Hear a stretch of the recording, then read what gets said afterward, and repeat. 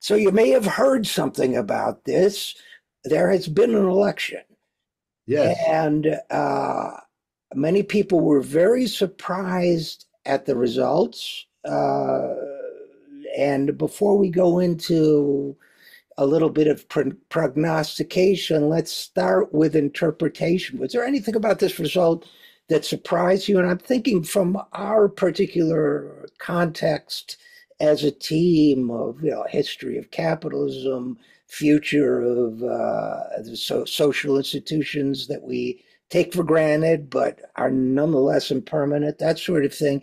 Was there anything about this outcome that surprised you? Not much. I had hoped for a different one, as people like me and you no doubt did. But no, I'm afraid that what I was afraid might very well happen did.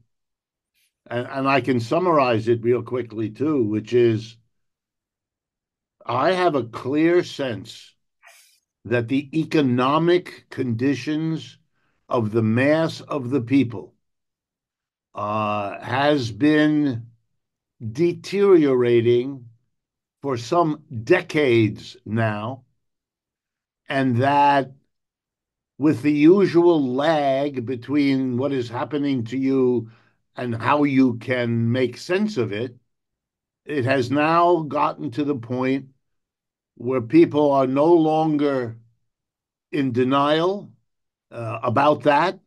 They are no longer um, under the illusion that they can personally escape from this decline by working two or three jobs, by sending their spouse out to work. Well, all the ways that the working people have in fact coped with this decline over 30 to 40 years, it has now reached a certain fever point.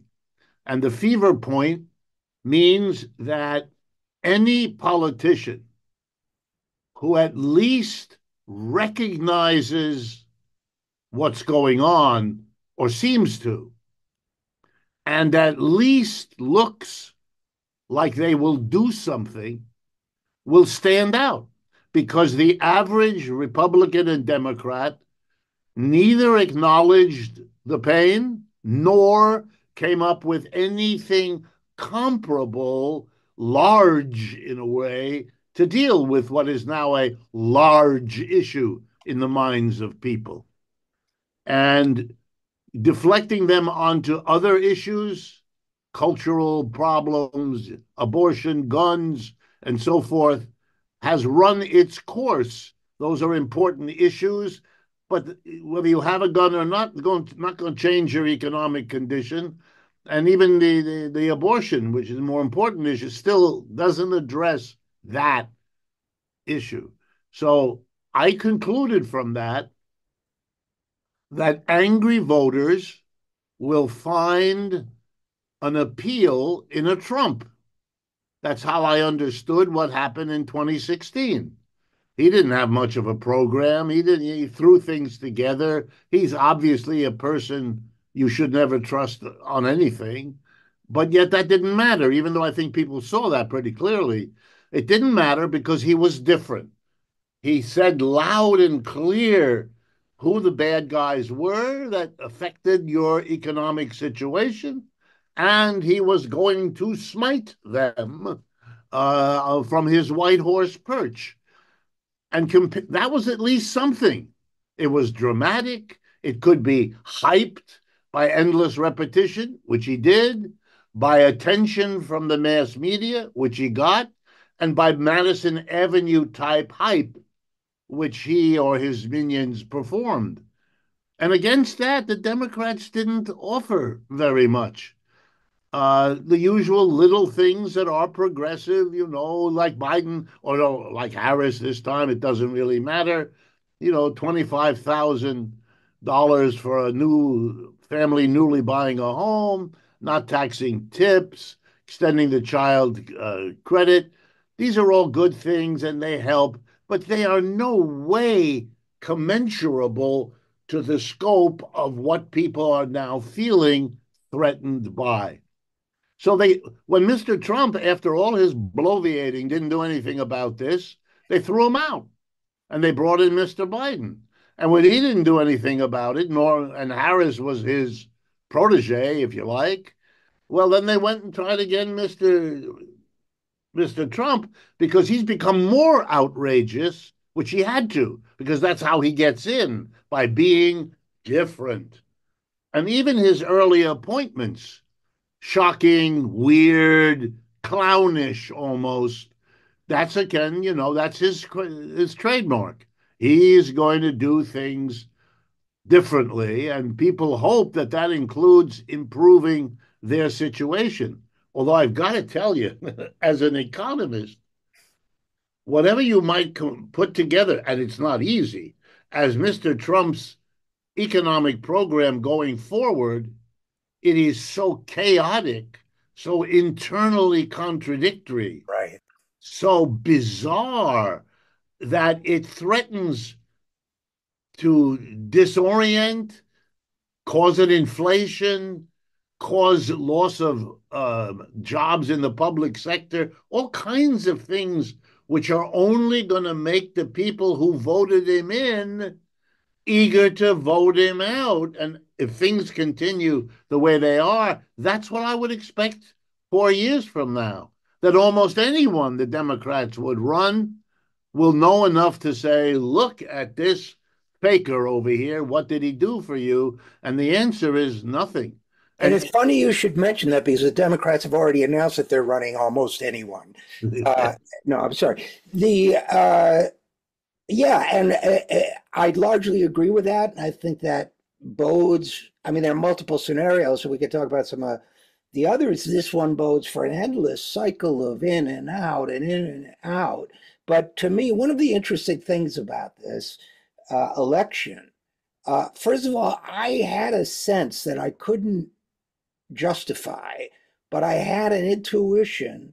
I didn't know who would win. I thought gave a slight edge to Kamala just because I've seen the research of someone like Thomas Ferguson at Institute for New Economic Thinking and other people talking about the flow of money and how that affects the final outcomes much more than people realize. And I thought, well, okay, she appears to be getting more money, although we don't really know.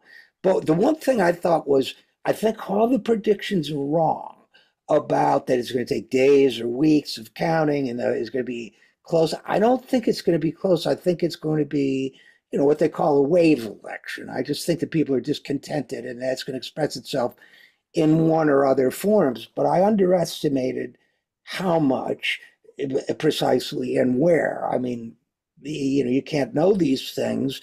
But one of the things that occurred to me about you and I have talked about the limits of capitalism's ability to meet people's needs under circumstances like this. In a way, I think, and we also talked about the foolishness of lecturing people that they're doing well when they clearly feel they are not and have good reason to feel they're not. This is just, nuts. It reads as condescending because it is. We've talked about all these things, but it strikes me that the sort of nihilistic almost approach of voting for Donald Trump was encouraged by all that. As I look back on it in retrospect, it seems as if people are saying, well, if this is good, quote unquote, under the way you run things, then how about I try bad? Because good is not that good.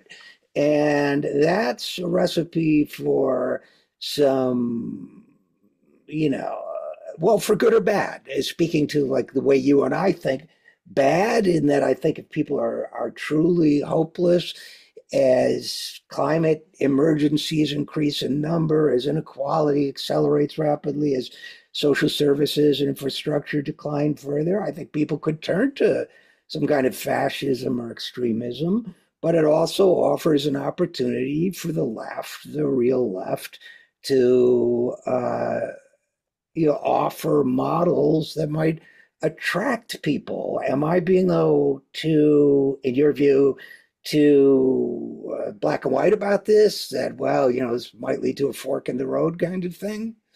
No, I think that's a perfectly reasonable scenario. I think Mr. Trump is going to, if he pursues, for example, a serious program to deport undocumented immigrants or a really stiff tariff program against everybody, or maybe just the Chinese, either way.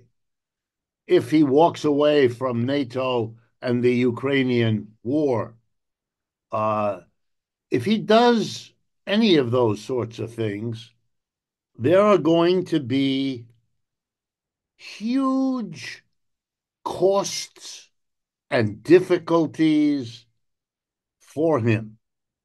Those things are not easily accomplished. And I understand he will fire, as he did in his first administration, he'll fire various cabinet members to make it look as though it's their problem and not his, even though it's clearly his. And that'll give him a little more time, which is what that's for. He usually picks so badly that within a few months, you have to fire them again because but it's often not even their fault. They keep trying. They're like what are that famous little Dutch boy put his finger in the dike and hope that they wouldn't overflow. You got to deal with the big issues, or else they will deal with you. And these people pretend that those are not there. Let me give the best example these days. They pretended that Russia, to quote one of them, I forget who said it, is a gas station pretending to be a country, right? Because they depend on oil and gas exports and all that. Okay, that's cute. It has its grain of truth, but it misunderstood Russia as a military adversary. Right. Totally misgot, didn't get it, didn't know it. What all this intelligence is, intelligent, clearly it wasn't, and now they're stuck with a war they've lost, having spent wild amounts of money, having emptied the stockpile of missiles and all the crap that they have, and the Europeans are literally a disaster as a result of all. They weren't in good shape to begin, but now they're a disaster. They look to their people, which is very dangerous, as having wasted their precious tax money, not on finding a place for Europe in the world, which they know is what they have to do, but instead playing the role of chief vassal of the United States, which is laughing all the way to the bank since it is now the biggest buyer of European exports and the biggest provider to Europe of products and the biggest demander of European export products. I mean, the dependence here, Europe is becoming a colony. It's role reversal historically, and the people, they're very upset about it for obvious reasons. The reservoir of dislike of the United States should not be underestimated. My family's European. I know whereof I speak. So I see this denial, this bravado, this we're going to punish, I don't know, Iran next or somebody. This grandiosity of an imperial power that is no longer powerful the way it once was.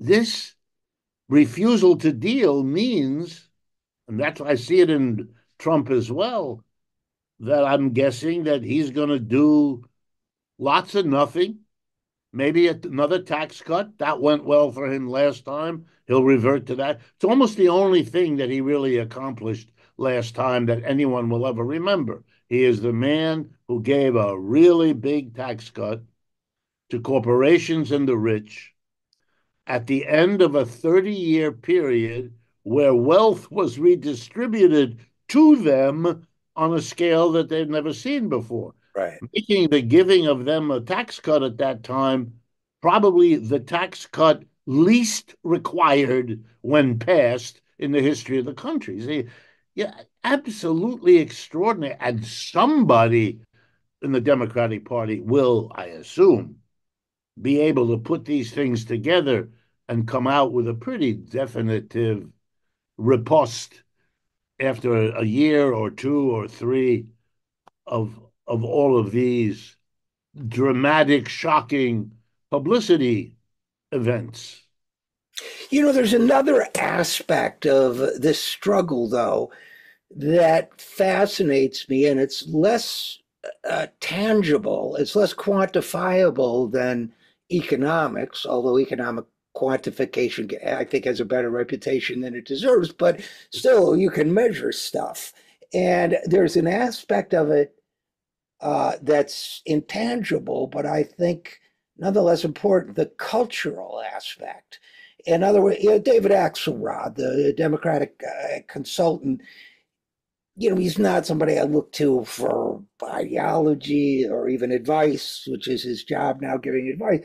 But he said something very reasonable. He said the Democratic Party's problem for a long time has been that when we say we're going to do something for the working class, it usually takes the form of some kind of training program or something that will make them more like us, increase their college graduation rate or whatever, which communicates disdain.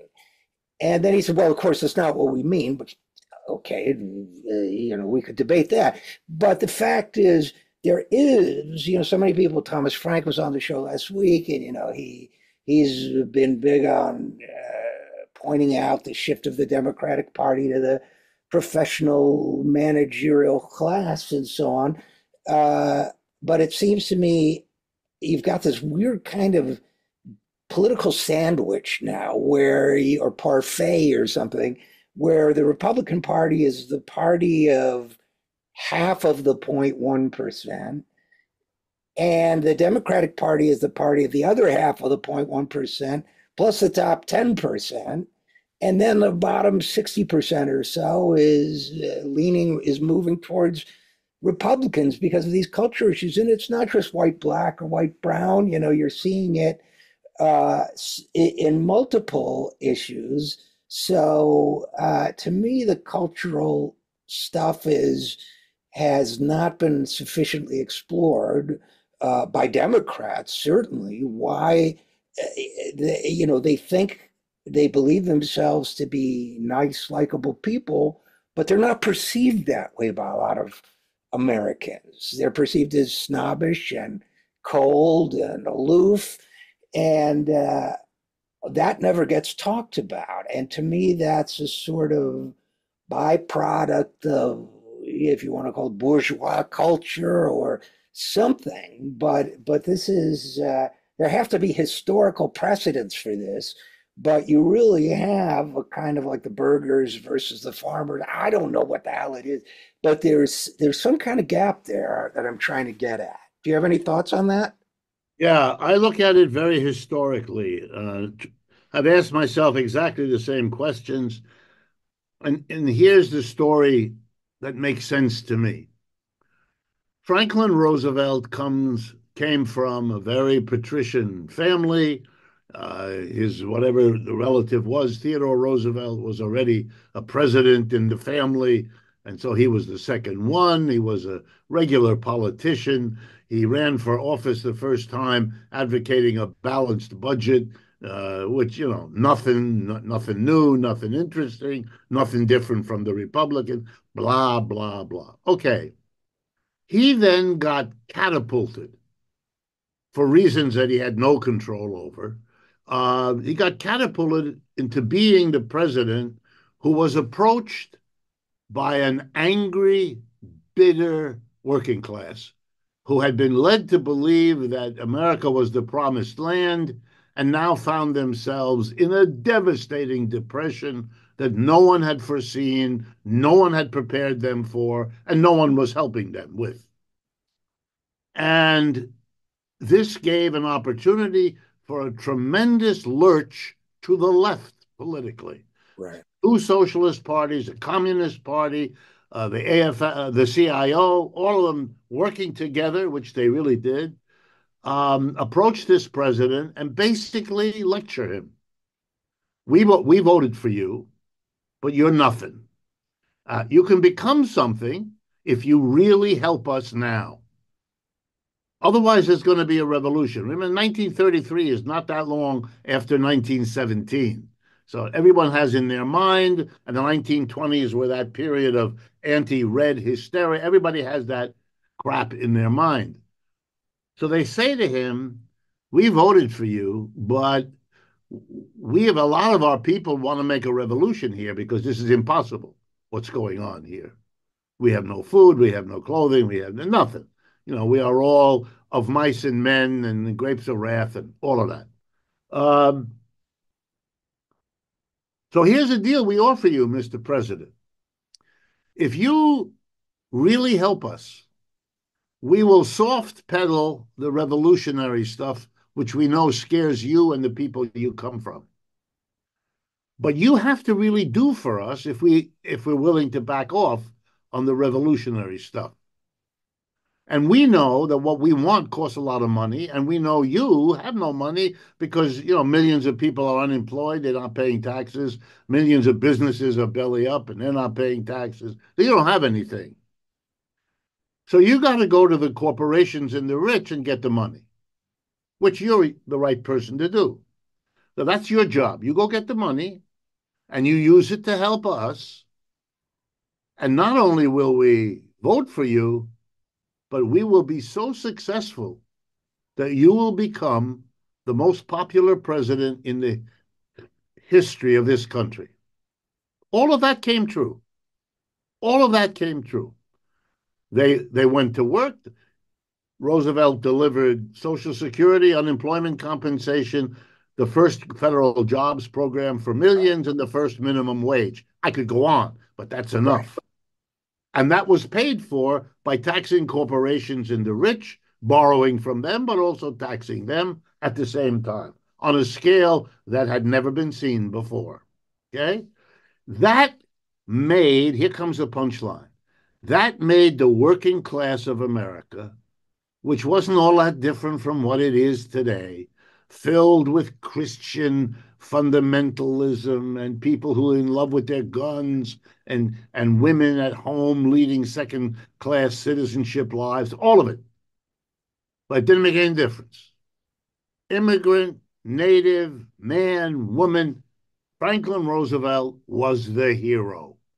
And he was reelected 3 times. I mean, no one had ever seen this before. You couldn't touch him. He literally walked on water, no pun intended. I know he was in a wheelchair. Okay. So the job of the Republicans has always been how to undo all of that. That they had to undo the New Deal. They had to undo all of that. They had, right away, no more than 2 limits to stop the very possibility of another Roosevelt had to be extinguished, which they did. And then a tremendous rollback. Demonized, that's the communism business, anti-commun. We all know, those of us who followed it, what happened. Uh, and the Republicans learned the lesson. You have got to diminish the appeal of the left to the working class. Any and every way you impugn it, talk about it being motivated by something ugly, talk about it being phony, talk about it being funded by a foreign power with an evil agenda. And it doesn't really matter. Just destroy that link. And at the same time, find ways where you can position yourself as the champion of that same working class. In other words, to say to them, you're giving your loyalty to the wrong one, give it to us. So if that means you become in favor of giving everybody 12 guns, do it. when you talk to Republicans, they're very nervous about giving people guns. Yet they support a political party that is constantly in bed with guns. That was a way to take a small portion of the working class away from its loyalty because what? Everything the Democrats tried to do, you demonize, you impugn. As soon as you have some power again in Congress, you have one agenda. Whatever the Democrats want to do, reduce it, block it, stop it, and then attack the Democrats. See, they didn't do anything for you. They're not really reliable. I mean, it's a wonderful 1-2 punch. The Republicans prevent the Democrats from doing what the Democrats want, and then go to the working class and say they abandoned you, they betrayed you. But the Democrats could propose bold things one after another: jobs program, you know, minimum wage of $20. I mean, we could go down the list, but we know what it is. The And then the Republicans could reject, and they would say the Democrats could say, "Look what we tried to do for you. Get rid of these people, and we'll do it for you." They Exactly. don't, which is a whole other conversation about. But that's Bernie. I mean, in a way, Of I have course, my it's Bernie. complaints about Bernie, but Bernie, at least, that was his shtick, and he surprised everyone by how well he did. Right. So they froze him out, and now, that's not going to happen again. We know about that. We know about campaign financing and all of those things, but I'm thinking more today in terms of the masses of voters. And it seems to me, if we think about the possibilities, revolution, well, that's kind of a stretch and risky. Revolt, like that, which we saw in the strikes and other actions of the 20s and 30s. Yes, I think that's something to explore together with a real popular front that could, not one with Liz Cheney and Rachel Maddow, but and Joe Biden, but a real popular front. Uh, yeah, that's possible. Uh, and then they're leading to reform like FDR, I guess. But the problem with reform, if it doesn't run deep enough, even extensive reform like FDR's has a limited lifespan, might be 50 years, but they'll get back to it and they'll eat it away again. And the fourth possibility, is I mean, we live in a quasi totalitarian state now, but inverted totalitarianism, as Sheldon Wolin used to call it, is, some kind of really quasi fascist, like Duterte in the Philippines, or, we could go down the list of characters. But, and I don't know about you, but I don't rule that out. I think that's a possibility. I don't see any reason why that couldn't happen, given that people are frustrated. Democrats aren't posing an alternative. There's no left mass movement. It seems to me that I love the idea of general strikes and things like that to pressure, move the situation left. But what I fear most is more of the same ineffectuality leading, and as the disasters pile up, leading to some really extreme solutions on the right. What do you think? No, I'm sure that has to be included among the possibilities. No argument there. That's always true. It's true now. There's no reason not to be very, very worried about it. Here's one thing you didn't mention that I would add to the mix of how things could evolve. I think that the mood, the language, the backgrounds, the level of discourse coming out of the mouths of the people around Trump and of Trump himself mean that they have absolutely no grasp of um, where large parts of the population that don't agree with them are. Let's remember, I don't know what the final count is, but it's a very few million votes that separate Trump from Kamala Harris. It is true, and it has been for a while, that the country is, sort of 50-50, with a very small number of states and a very small number of votes in those states making the difference given the crazy electoral college system. So here's a scenario. The labor movement, which is showing more militancy than it has for a long time, um, calls a strike somewhere. Um, and the Trump administration, led by Matt Gaetz, does something really stupid in repressing picket lines or whatever the union throws up to deal with this issue. And then the unions call on the left, social movements, Black Lives Matter, all of it, to come to their aid. And they do, because they're looking for something around which to mobilize. And the labor union, normally being on the right end of the left, is a very safe, they think, way to manifest, not understanding that the government is now trapped. It has taken a stand against. Now, what is it going to do? Ratchet up the repression? It might, but that's very dangerous for them because a large number of their voters are not going to see a struggle of workers for a better deal from some large corporation that they can successfully demonize as something they want to see Mr. Trump repress. This is not so easy. And given the whole mass media who are not really on Mr. Trump's side and hoping and waiting for a chance to dump all over him, this may be for them the moment to do that. Uh, I think I think he's going to make those kinds of mistakes. Whether they fall out the way I've described, of course, that's an open question.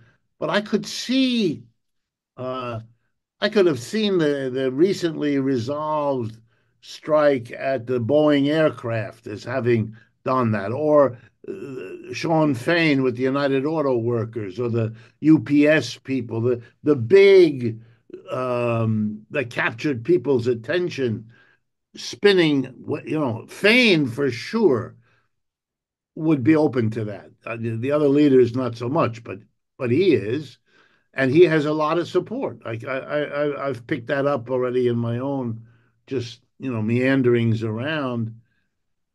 And then I really do wonder about the American empire. I know it's not fashionable to talk about it, but that empire is in very deep doo-doo. And how they play that, this is is a recipe for one disaster after another. I mean, they look like they're going to walk away from the Ukraine war. I do not believe the Europeans can, whether they want to or not, the leadership there, they cannot get their people to support. They cannot replace the United States. They can't do it. Their own people will not allow it, and what are they going to do? So they're stuck. So that becomes the next loss. Vietnam lost, Afghanistan lost, Iraq lost, and now Ukraine lost. Hello. It's not just what does the American mentality do with this, but it's everybody else in the world who's realizing that whatever the alliance with the US used to give you, it's now giving you less. It's giving you less support, less assurance, less security, and you know Yeah. the I, brick the brick sits there saying, "Come to us." to the rest of the world, yeah, and to people in this country, if life continues to get qualitatively worse and quantitatively, and they're seeing, we've already seen that, it's actually popular. The Trump tribes' desire to withdraw from Ukraine. People are saying, why are we sending billions upon billions of dollars someplace else when the Tucker Carlson thing that actually resonates when this bridge by my house is falling down and you're sending this money. It doesn't translate tragically enough to Palestine, but I think people are already getting tired of empire on the leftish side of the spectrum. They're wondering what we're doing in Israel, and on the right-ish, they're wondering what we're doing in Ukraine. At some point, somebody's going to look at this